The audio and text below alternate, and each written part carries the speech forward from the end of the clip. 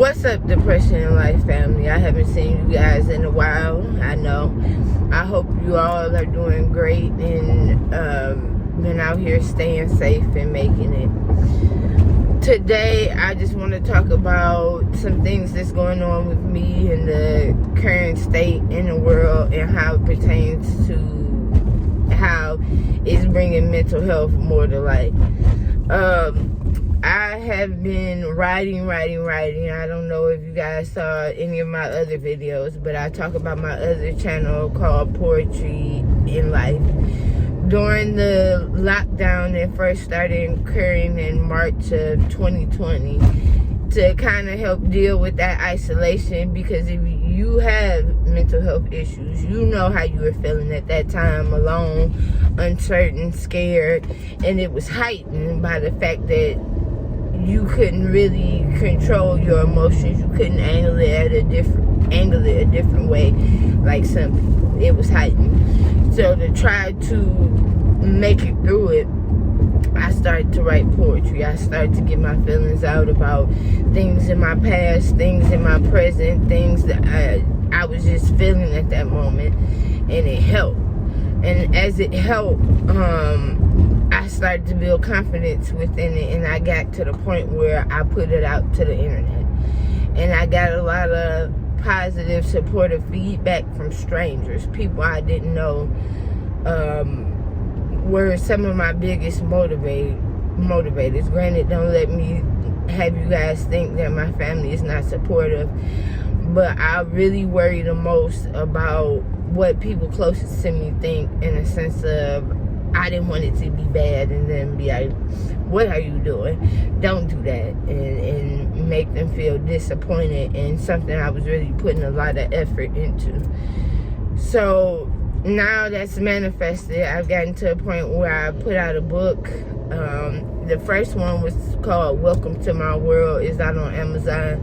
It was just me kind of getting out my journey, my mental health journey, through poetry, you know. And so it has about 30 some poems in it, but it helped me get a lot off my chest. I've done some things, been through some things, and if I circle it out, it all comes back around to depression and mental health issues, anxiety, fear, and various other things that if you go through it, you know about it. So I put that out. Now I want to do a book pertaining particularly on mental health, because it's being brought to the forefront. A lot of people in the past that I've known, I hear them talk about it as though it's something you could just switch, you could just flick off. Oh, it's nothing wrong with you. Stop thinking about it. It'll get better. Try harder. Do better. Just you're not alone. I know what you're feeling. I just picked myself up and kept moving. Well, no, I am alone in this conversation. If you think you could just pick yourself up or flick a switch and keep going and depression goes away, it doesn't. That's not real at all, and I understand that. And so I want to focus on that in my next book, and I want to talk about that now. Now they want to bring it more to light, because the isolation heightened that. It heightened it. When you're alone and you couldn't go near your friends or family, and you didn't have that support system that you had set in place. Some people are able to kind of not focus on what's really going on with them, kind of ignore it, because they were going out. They were going out with friends. They were going out with family. If you could temporarily distract your mind, that helps ease some of it temporarily. And it's not a real solution, but it's what they were doing.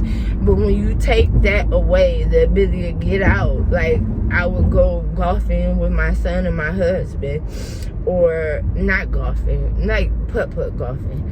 Or we'll go out bowling, or we'll go to an arcade, or do something as a family for fun. So then in that moment, I wasn't thinking about that I don't think I'm going to do anything more with my life than right now. I wasn't thinking about me being a disappointment to everybody around me. I wasn't thinking about what people were saying about me, how people were feeling about me. I wasn't thinking about I didn't serve any purpose. Why am I here right now? I wasn't thinking about none of that. But when you place these people in the cages, they were. And they talk about alcohol sales went up amongst food sales, alcohol sales. Yes, addictive things to take their mind off of what was going on. And during that isolation, they said violence was on the rise in the home. Yes, it's people that didn't need to be together, or people that were together where one person has a lot of self-image issues or the depression or whatever they have going on, and they're able to hide it regularly. But isolation brings it to the forefront because you can't hide it from your partner at that point. You're there. You can't hide the destructive things that you're doing to seem okay. You're there. We were there. And so it just pushed everything forward. It had a lot of people pick up new addictions. It had a lot of people go to the breaking point. And now you're seeing that manifest today in society in terms of violence and people just having breakdowns, and also maybe in a positive way, in a sense, where people were able to take time and sit back and realize, I'm not happy in life. I'm gonna make a change. I'm done with this in terms of being in an unhappy career, an unhappy relationship. Like I said, if you know, you can't ever get rid of depression. It's always there. That's a lifelong battle. Mental health issues, bipolar, schizophrenic, it's always there. You can't get rid of it, but you can be determined to make a big change in your life. Or if you're hiding it and you're pushed to a point where you can't hide it anymore, it could be a part of your downfall if you're not able to get the help you need. Help comes in many forms, but some forms people can't afford. It got to, before I had my big blow up in 08, it got to a point where I couldn't afford to go and talk to somebody, pay $50 a session twice a week. It's not affordable. It needs to be a revamping of the whole system now, today, or they're gonna have a lot of issues going forward. Know that I want to be out here in the forefront fighting for that.